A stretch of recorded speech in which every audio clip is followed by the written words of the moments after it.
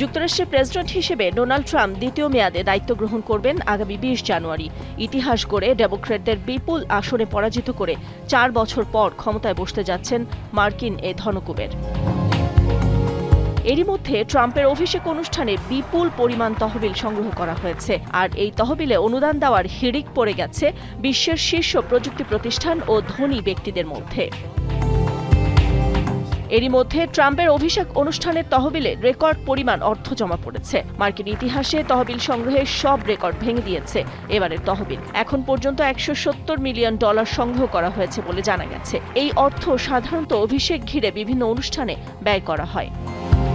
নভেম্বরে ট্রাম্প দ্বিতীয়বার নির্বাচনে জয়ের পর অ্যামাজন ও মেটা জানায় তারা অভিষেকের জন্য $1 মিলিয়ন করে অনুদান দেবে। একইভাবে ওপেন এআই এর সিইও স্যাম ওল্টম্যানও $1 মিলিয়ন দেওয়ার পরিকল্পনার কথা জানান। গুগলও অভিষেক তহবিলে $1 মিলিয়ন দান করেছে।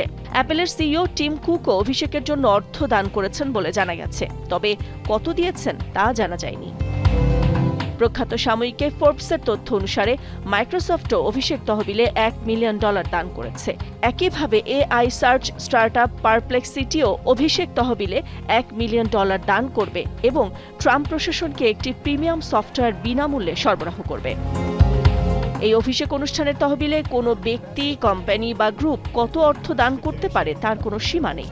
গত মাসে মোটর গাড়ি নির্মাতা প্রতিষ্ঠান ফোর্ড $1 মিলিয়ন অনুদান করেছে। অনুষ্ঠানের জন্য গাড়ি বহর সরবরাহেরও প্রতিশ্রুতি দিয়েছে। আরেক গাড়ি নির্মাতা প্রতিষ্ঠান জেনারেল ইলেকট্রনিক্সও অনুদান দিয়েছে। উড়োজাহাজ নির্মাতা প্রতিষ্ঠান বোয়িংও $1 মিলিয়ন অনুদান দেওয়ার কথা জানিয়েছে।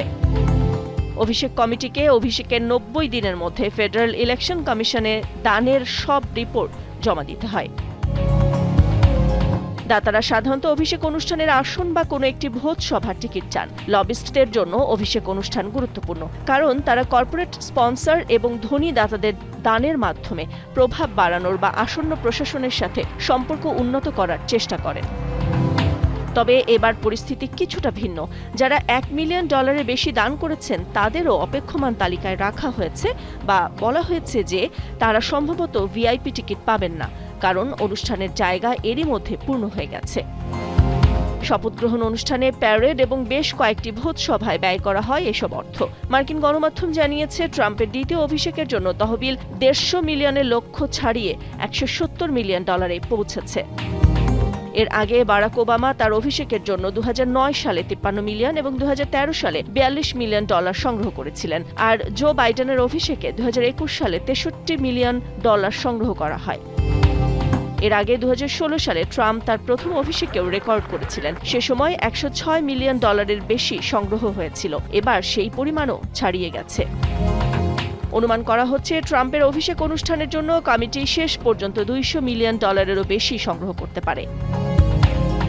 নাদিরা জাহান, দীপ্ত বার্তা কক্ষ।